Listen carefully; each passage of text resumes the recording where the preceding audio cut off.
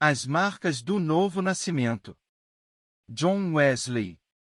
O vento assopra onde quer que ouves a sua voz, mas não sabes de onde vem, nem para onde vai, assim é todo aquele que é nascido do Espírito. João 3 verso 8. 1. Assim é todo aquele que é nascido do Espírito, isto é, nascido novamente, nascido de Deus? O que significa nascer novamente, ou nascer do Espírito? O que implica em se ser filho, ou uma criança de Deus, ou se ter o espírito de adoção? Nós sabemos que esses privilégios, pela misericórdia livre de Deus, são comumente anexos ao batismo, e que, por esta razão, é denominado por Nosso Senhor, no verso precedente, aquele que é nascido da água e do Espírito, mas nós saberíamos quais são esses privilégios, o que é, afinal, o novo nascimento? 2. Talvez não seja necessário dar uma definição disso, já que as Escrituras dão nenhuma. Mas, como a questão é da mais profunda relevância para o Filho do Homem, desde que, se o homem não nascer novamente, nascer do Espírito, ele não poderá ver o reino de Deus, eu proponho declarar as marcas de uma maneira mais clara, exatamente, como eu as encontro nas Escrituras. Primeira parte. 1. A primeira delas, e o alicerce de todas as restantes é a fé. Assim diz Paulo, porque todos vós sois filhos de Deus pela fé em Cristo Jesus, Galatas 3 verso 26. E, assim diz João, para eles, deu ele poder para se tornarem filhos de Deus, mesmo para eles que creem em seu nome, os quais foram nascidos, quando eles acreditaram, não do sangue, nem da vontade da carne, nem por uma geração natural, nem da vontade do homem, como aquelas crianças adotadas pelos homens, em quem nenhuma mudança interior, por meio disso, é forjada, mas de Deus. João 1 versos 12 e 13. E, novamente, em sua epístola geral, 1 João 5 verso 1, todo aquele que crê que Jesus é o Cristo é nascido de Deus, e todo aquele que ama ao que o gerou também ama ao que dele é nascido. 2. Mas, não é, tão somente, uma fé visionária ou especulativa, que aqui é falada pelos apóstolos. Não é apenas a quiescência dessa proposição, Jesus é o Cristo, nem, de fato, todas as proposições contidas em nosso credo, ou no Velho ou Novo Testamento. Não é meramente uma quiescência de alguma, ou de todas essas coisas críveis, como críveis. Dizer isso era dizer, o qual, quem poderia ouvir, que o diabo nasceu de Deus, que ele tem essa fé. Ele, tremente, acredita, que Jesus é o Cristo, e que todas as Escrituras, tendo sido dadas, por inspiração de Deus, são verdadeiras, como Deus é verdadeiro. Não é apenas uma quiescência da verdade divina, em cima do testemunho de Deus, ou em cima das evidências de milagres, porque ele também ouviu as palavras de sua boca, e soube que ele era o testemunho fiel e verdadeiro. Ele não pôde receber o testemunho que ele deu, por ele próprio, ou do Pai que o enviou. Ele viu igualmente as poderosas obras que Cristo fez, e, por isso, acreditou que ele veio de Deus. Ainda assim, não obstante essa fé, ele ainda estava preso aos grilhões da escuridão, até o julgamento do grande dia. 3. Porque tudo isso não é mais do que uma fé morta. A fé cristã verdadeira e viva, a qual, quem tem, é nascido de Deus, não é apenas uma quiescência, um ato de entendimento, mas uma capacidade, que Deus tem forjado em nossos corações, é a certeza em Deus de que seus pecados estão perdoados, através dos méritos de Cristo, e você está reconciliado para o favor de Deus. Isso implica que um homem, primeiro, tem que renunciar a si mesmo, para que seja edificado em Cristo, para que seja aceito. Por meio dele, ele rejeita completamente toda a convicção da carne, tendo nada a pagar, não tendo confiado em suas próprias obras, ou retidão de alguma espécie, ele vem até Deus, como um pecador perdido, miserável, assolando a si mesmo, condenando a si mesmo, incompleto, impotente, como alguém cuja boca foi terminantemente calada, e que está completamente culpado diante de Deus. De tal senso de pecado, comumente chamado desespero, por aqueles que falam mal das coisas que eles não conhecem, da convicção plena, como nenhuma palavra pode expressar, de que apenas de Cristo vem a salvação, e do sincero desejo dessa salvação, deve proceder a fé viva, a confiança nele, que, através de sua morte, pagou o nosso resgate, e cumpriu a lei, em sua própria vida. Essa fé, por meio da qual somos nascidos de Deus, não é apenas a crença em todos os artigos da nossa fé, mas também a confiança verdadeira da misericórdia de Deus, por meio de nosso Senhor, Jesus Cristo. 4. O fruto imediato e constante dessa fé, pela qual somos nascidos de Deus, e do qual não podemos, de modo algum, ser separados, não, nem por uma hora, é o poder sobre o pecado exterior, de toda a espécie, sobre as palavras e obras mais, porque, onde quer que o sangue de Cristo seja assim aplicado, ele purga a consciência das obras mortas, e sobre o pecado interior, porque ele purifica o coração de todo desejo e temperamento iníquo. Esse fruto da fé, Paulo descreve amplamente, em seu 6º capítulo, de sua Epístola aos Romanos. Como podemos nós, diz ele, dizer que aquele, que, pela fé, está morto para o pecado, viva ainda algum tempo nele? Que, nosso velho homem estando crucificado com Cristo, o corpo do pecado estaria destruído, e que, dali em diante, não deveríamos servir mais ao pecado. Do mesmo modo, considerem-se mortos para o pecado, mas vivos para Deus, através de Jesus Cristo, nosso Senhor. Não permitam, daí em diante, que o pecado reine, mesmo em seus corpos mortais. Porque o pecado não tem mais domínio sobre vocês. Deus estará agradecido, que vocês, que eram servos no pecado, agora, sendo livres dele, tornem-se servos da retidão. 5. O mesmo privilégio inestimável dos filhos de Deus é afirmado por João, particularmente, com respeito ao ramo anterior, isto é, o poder sobre o pecado externo. Depois de ter clamado, como alguém atônico, diante das profundezas da bondade de Deus, observe que tipo de amor Deus tem outorgado sobre nós, para que possamos ser chamados de filhos de Deus.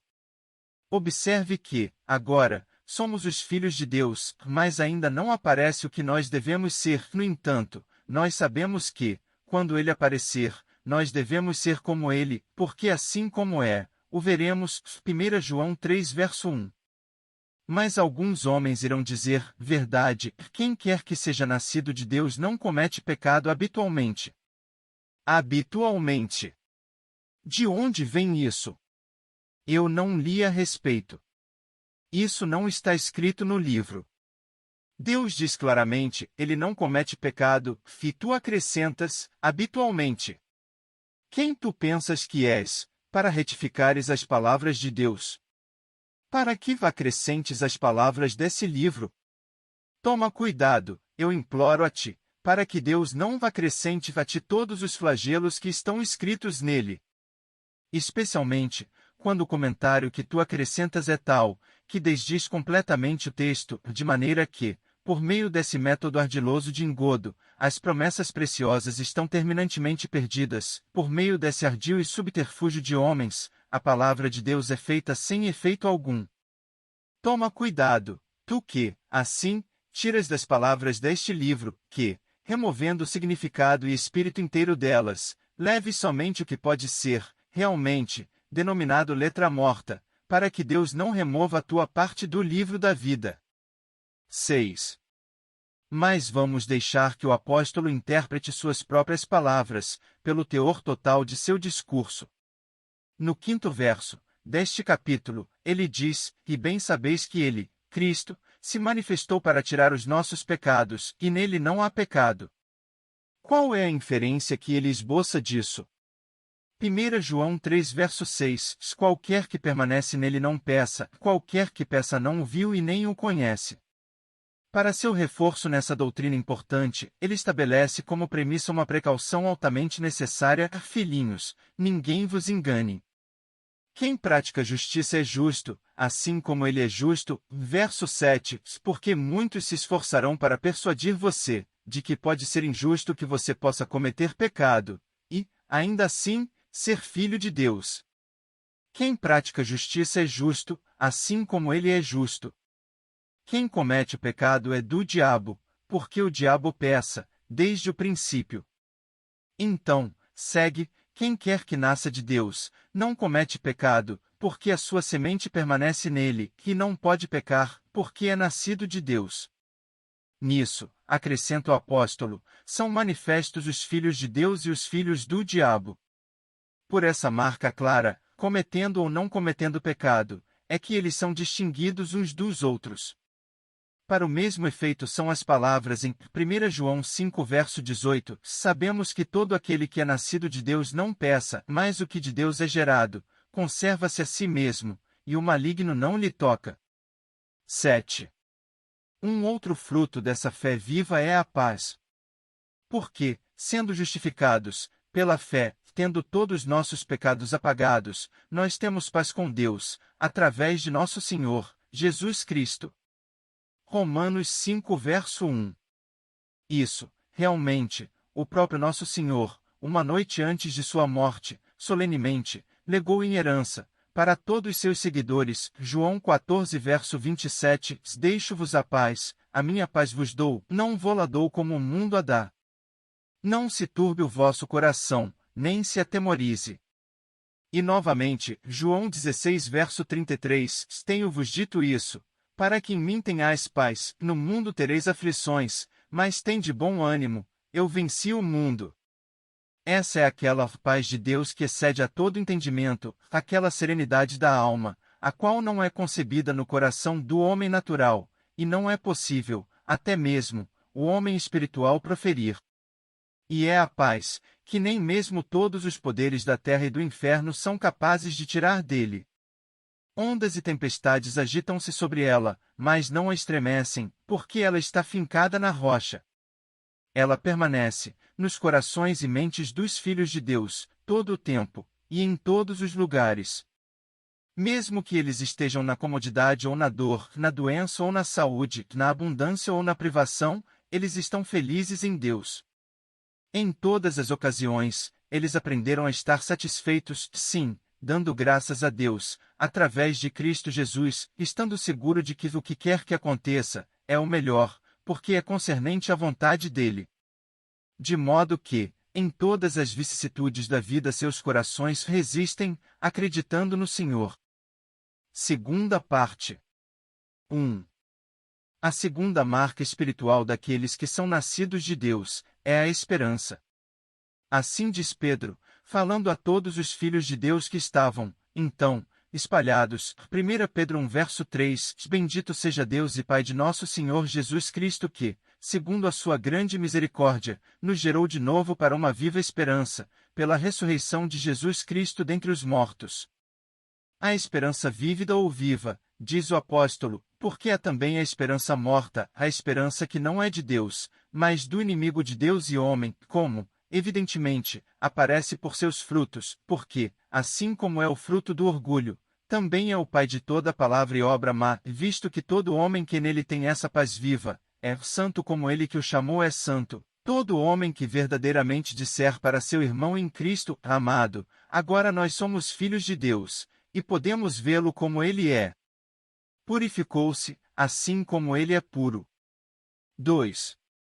Essa esperança implica, primeiro, no testemunho de nosso próprio espírito ou consciência, de que nós caminhamos em simplicidade e sinceridade divina. Segundo, no testemunho do Espírito de Deus, testemunhando com, ou para nosso espírito, que nós somos os filhos de Deus, e, se filhos, então seus herdeiros, herdeiros de Deus, e co-herdeiros com Cristo. 3. Vamos observar bem o que nos é aqui ensinado por Deus, no tocante a esse privilégio glorioso de seus filhos, de quem se trata a testemunha, de que se fala aqui. Não é do nosso espírito, mas de um outro, do Espírito de Deus, é ele quem testemunha, com nosso espírito. E o que ele testemunha?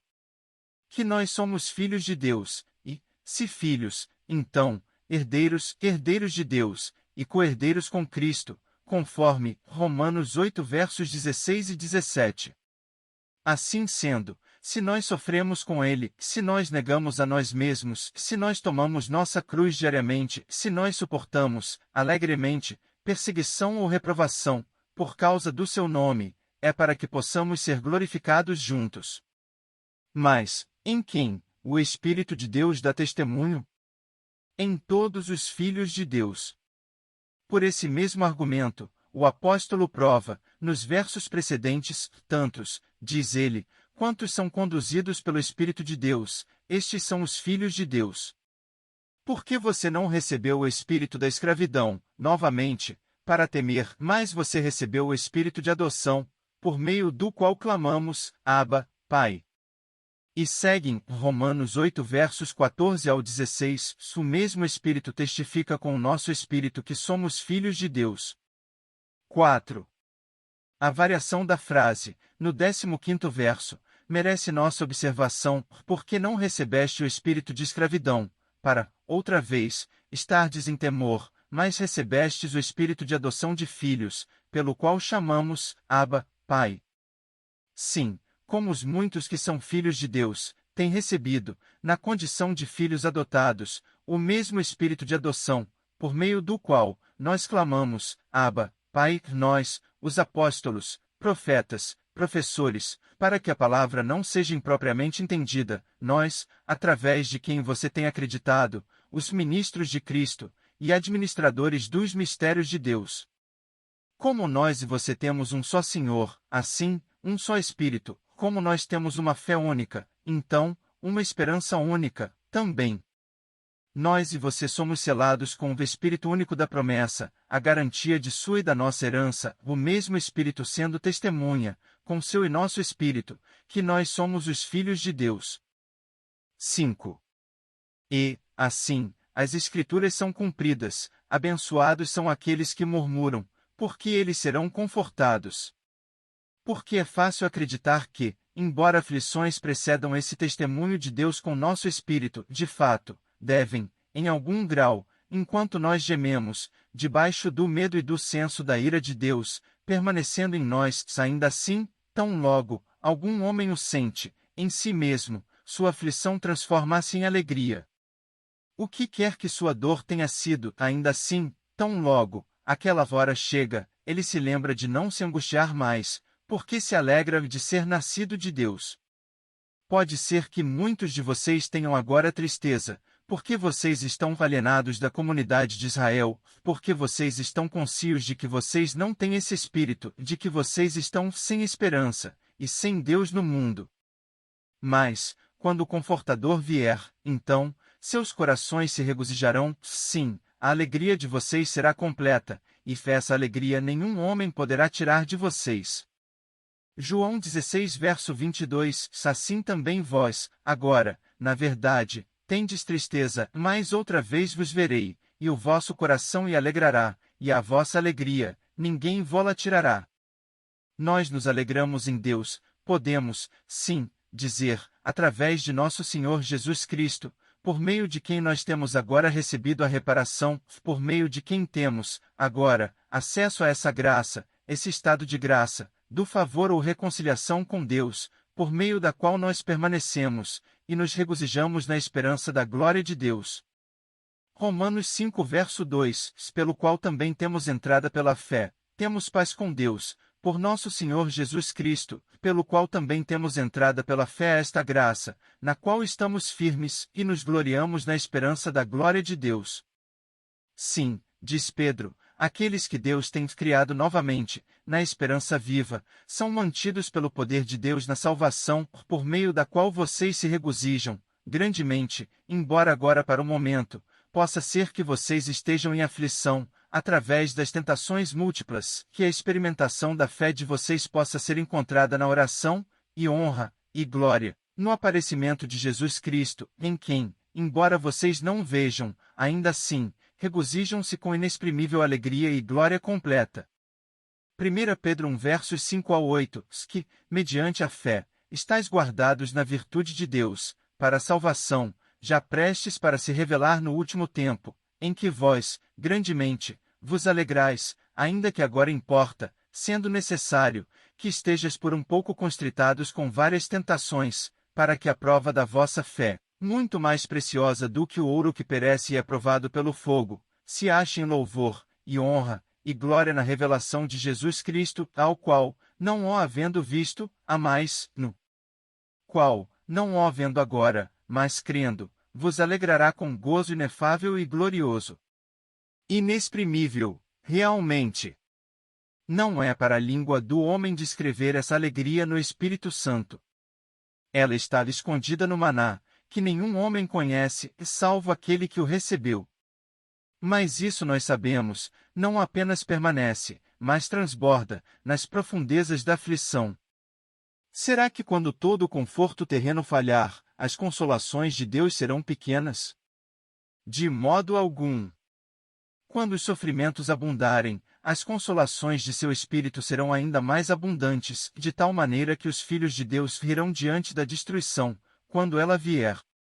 Diante da necessidade, do inferno, e da ameaça, sabendo que ele que tem a chave da morte e inferno, e que irá, brevemente, lançá-los no abismo insondável, ouvindo, mesmo agora, sua voz, vinda dos céus, dizendo, em Apocalipse 21 versos 3 e 4, se ouvi uma grande voz do céu, que dizia, eis aqui o tabernáculo de Deus com os homens, pois com eles habitará, e eles serão o seu povo, e o mesmo Deus estará com eles e será o seu Deus. E Deus limpará de seus olhos toda lágrima, e não haverá mais morte, nem pranto, nem clamor, nem dor, porque já as primeiras coisas são passadas. Terceira parte. 1. A terceira marca bíblica daqueles que são nascidos de Deus, e a maior de todas é o amor, como em Romanos 5 verso 5, e a esperança não traz confusão, porquanto o amor de Deus está derramado no coração deles, pelo Espírito Santo que lhes foi dado. E, em Galatas 4 verso 6, porque eles são filhos, Deus enviou o Espírito de seu Filho, em seus corações, clamando, Abba, Pai. Por esse Espírito, olhando, continuamente, para Deus, como o Pai reconciliador e amável, eles clamam a Ele pelo seu pão diário, e todas as coisas necessárias, seja para suas almas ou corpos. Eles, continuamente, despejam o coração deles, diante de Deus, sabendo, 1 João 5 verso 15, que Ele os ouve em tudo o que pedem, e sabendo que alcançam as petições que lhe fazem. O prazer deles está em Deus. Ele é a alegria em seus corações, escudo e grande galardão deles. O desejo de suas almas é em direção a Ele, carne e bebida para fazer sua vontade. Em Salmos 63 verso 5, se eles estão satisfeitos como com tutano e gordura, enquanto as suas bocas louvam com alegres lábios. 2. E, nesse sentido, também, 1 João 5 verso 1, todo aquele que crê que Jesus é o Cristo é nascido de Deus, e todo aquele que ama ao que o gerou também ama ao que dele é nascido. Seu espírito regozija-se em Deus, seu Salvador. Ele ama o Senhor Jesus Cristo com sinceridade. Ele está, então, junto com o Senhor, como sendo um só espírito. Sua alma prende-se a dele, e o escolhe, como, completamente, adorável, o principal entre 10.000. Ele sabe e sente o que isso significa. Cantares 2 verso 16, o meu amado é meu, e eu sou dele, ele apacenta o seu rebanho entre os lírios. E, em Salmos 45 verso 2, tu és mais formoso do que os filhos dos homens, a graça se derramou em teus lábios, por isso, Deus te abençoou para sempre. 3. O fruto necessário desse amor de Deus é o amor ao próximo, de todas as almas que Deus tenha feito, sem excluir nossos inimigos, sem excluir aqueles que estão, agora, despeitosamente usando e nos perseguindo, um amor, por meio do qual, nós amamos todos os homens, como a nós mesmos, como amamos nossas próprias almas. Não somente isto, mas também, nosso Senhor expressou isso, ainda mais fortemente, nos ensinando a amar o outro, como Ele nos amou. Assim sendo, o mandamento escrito nos corações de todos aqueles que amam a Deus, é nenhum outro do que esse, como eu tenho amado você, então, ame a seu próximo. Agora em 1 João 3 verso 16, observamos o amor de Deus, em qual Ele deu a sua vida por nós, e que nós devemos, então, como o apóstolo, justamente, infere dar a nossa vida pelos irmãos. Se nós nos sentimos prontos para fazer isso, então, nós, verdadeiramente, amamos o próximo. Então, 1 João 3 verso 14, nós sabemos o que passamos da morte para a vida, porque amamos, assim, os irmãos. E 1 João 4 verso 13, nisso, conhecemos que nós somos nascidos de Deus, que habitamos nele, e ele em nós, porque ele nos deu de seu amável Espírito. Porque, 1 João 4 verso 7, o amor é de Deus, e todo aquele que, assim, ama, é nascido de Deus, e conhece a Deus. 4. Mas alguns podem possivelmente perguntar, mas o apóstolo não diz que esse é o amor de Deus, que guardemos os seus mandamentos? 1 João 5 verso 3. Sim. E esse é o amor ao nosso próximo também, no mesmo sentido como é o amor de Deus. Mas o que você pode deduzir disso? Que manter os mandamentos externos é tudo o que está implícito, em amar a Deus, com todo o seu coração, com toda a sua mente, e alma, e forças, e em amar seu próximo como a si mesmo? Que o amor de Deus não é uma afeição da alma, mas, meramente uma tarefa exterior. E que o amor ao nosso próximo não é uma disposição do coração, mas, meramente, o curso das obras exteriores.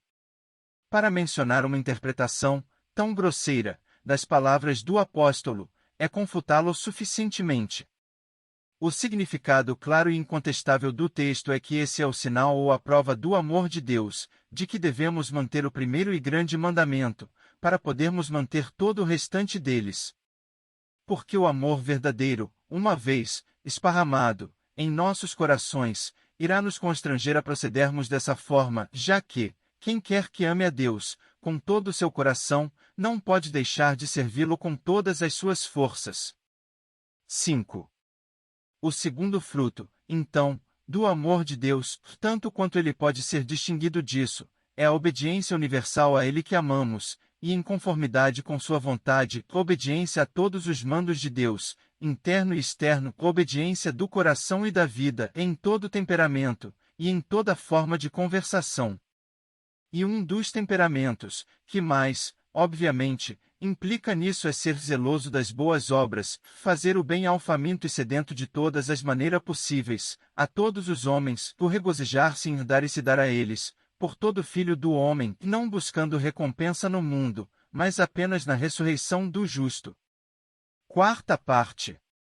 1. Dessa forma, eu coloquei claramente aquelas marcas do novo nascimento, como eu as encontrei nas Escrituras. Assim, o próprio Deus responde àquela questão importante: o que significa ser nascido de Deus? Tal que, se o apelo for feito aos profetas de Deus, é respondido: todo aquele que é nascido do Espírito. Isto é, no julgamento do Espírito de Deus, para que seja filho ou criança de Deus, então, acreditar em Deus, através de Cristo, já que ele não comete pecado, e se alegra todo o tempo, e em todos os lugares, com aquela paz de Deus, o qual excede todo entendimento. Então, esperar em Deus, através do Filho de seu amor, já que tem, não apenas, o testemunho da consciência boa, mas também, do Espírito de Deus, sendo testemunha com seu próprio Espírito de que você é filho de Deus, por esse motivo, não pode deixar de brotar alegria nele, através de quem você recebeu a redenção. Então, amar a Deus, que tem, assim, amado você, como você nunca amou alguma outra criatura. De modo que você é constrangido a amar todos os homens como a si mesmo, com um amor que não apenas queima em seu coração, mas arde em todas as suas ações e conversas, fazendo com que toda a sua vida seja uma tarefa de amor, na obediência contínua desses mandamentos. Seja misericordioso, como Deus é misericordioso; seja santo, como eu, o Senhor, sou santo; seja perfeito, como seu Pai, que está nos céus, é perfeito. 2. Quem, então, são vocês que são, assim, nascidos de Deus?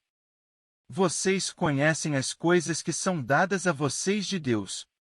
Vocês conhecem bem que são os filhos de Deus, e podem assegurar seus corações diante dele.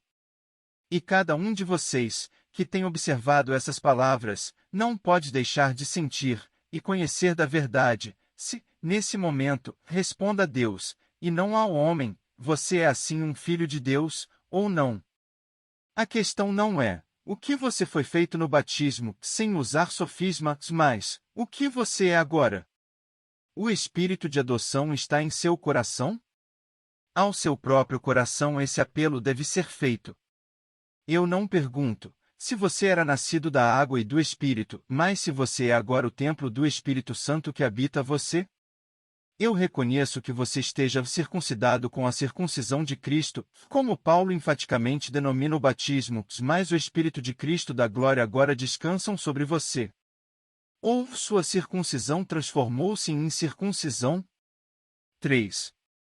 Não diga, então, em seu coração, eu estive, uma vez, batizado, entretanto, eu sou agora um filho de Deus. Ai de mim, esta consequência, de modo algum, será mantida. Quantos são os que são batizados, glutões e beberrões, os que são batizados, mentirosos e praguejadores, os que são batizados, caluniadores e maledicentes, os batizados, devassos, ladrões e extorsores? O que vocês pensam? Esses são agora filhos de Deus? Verdadeiramente, eu digo a vocês, quem quer que vocês sejam, aos quais algumas dessas características precedentes pertencem, vocês são como o pai de vocês, o diabo, e as obras que seu pai, vocês fazem. A vocês, eu clamo, em nome dele, a quem vocês têm novamente crucificado, e em suas palavras, para seus predecessores circuncidados, vocês raça de víboras, como pretendem escapar da condenação do inferno? 4. Como de fato, exceto se vocês forem nascidos de novo. Já que vocês estão agora mortos nas transgressões e pecados, vocês não podem nascer de novo, não existe um novo nascimento, mas, no batismo, vocês são selados, debaixo da condenação, para consigná-los ao inferno, sem ajuda, sem esperança. Talvez, alguns possam pensar que isso seja justo e certo. No zelo deles para com o Senhor dos hospedeiros, vocês podem dizer, sim, destruam os pecadores, os amalecitas. Deixe esses gibeonitas serem completamente destruídos. Eles não merecem menos. Não, nem eu, nem você. Meu e seu deserto, assim como o deles, é o inferno, e isso é meramente misericórdia, liberdade, desmerecida misericórdia é que nós não estejamos agora no fogo inextinguível. Vocês podem dizer, mas nós somos lavados, nós fomos nascidos novamente da água e do Espírito. Dessa mesma forma, eram eles, isso, entretanto, não quer dizer nada, afinal, mas que vocês podem ser agora mesmo como eles. Vocês não sabem que quem é o mais altamente estimado dos homens é abominação para Deus? Venham adiante, santos do mundo, vocês que são homens honrados, e vejam quem irá atirar a primeira pedra neles, nesses miseráveis não adequados para viver sobre a terra, nessas prostitutas, adúlteros e assassinos comuns. Mas, aprendam, primeiro, o que isto significa em 1 João 3 verso 15, qualquer que aborrece a seu irmão é homicida. E vós sabeis que nenhum homicida tem permanente nele a vida eterna. Em Mateus 5 verso 28, eu, porém, vos digo que qualquer que atentar numa mulher para cobiçar já em seu coração cometeu adultério com ela. Em Tiago 4 verso 4, adúlteros e adúlteras, não sabeis vós que a amizade do mundo é inimizade contra Deus? Portanto, qualquer que quiser ser amigo do mundo, constitui-se inimigo de Deus. 5. Verdadeiramente, verdadeiramente, eu digo a vocês, que vocês, também, devem nascer novamente. A menos que vocês, também, nasçam novamente, não verão o reino de Deus. Não confie mais no apoio de pessoas que não se deve confiar, que vocês foram nascidos novamente no batismo. Quem pode negar que vocês foram feitos filhos de Deus, e então, herdeiros do reino dos céus? Mas, não obstante isso, vocês são agora filhos do diabo. Consequentemente, vocês devem nascer de novo. E não permitam que Satanás coloque, em seus corações, contestar a palavra, quando ela é clara. Vocês ouviram quais são as marcas dos filhos de Deus, todos vocês que não a têm em suas almas, batizados ou não, precisam recebê-las, ou, sem dúvida, irão perecer eternamente. E, se vocês foram batizados, vocês apenas devem esperar isso, que aqueles que foram feitos filhos de Deus pelo batismo, mas que agora são filhos do diabo, possam novamente receber o poder de se tornar filhos de Deus, que eles possam receber novamente o que eles perderam, o mesmo Espírito de adoção, clamando em seus corações, Abba, Pai. Amém, Senhor Jesus. Possa cada um que preparou seu coração novamente buscar a tua face, e receber novamente aquele Espírito de adoção, e clamar alto, Abba, Pai. Permita que ele agora novamente tenha o poder, então, de acreditar em teu nome, para que se torne filho de Deus, para saber e sentir que ele tem a redenção em teu sangue e, até mesmo o perdão dos pecados, e que ele não pode cometer pecado, porque ele é nascido de Deus. Permita que ele agora seja recriado na esperança viva, de modo a purificar a si mesmo como tu és puro, e, porque ele é filho, deixe o Espírito do amor e da glória descansar sobre ele, limpando-o de toda impureza da carne e espírito, e ensinando-o a aperfeiçoar a santidade, no temor de Deus.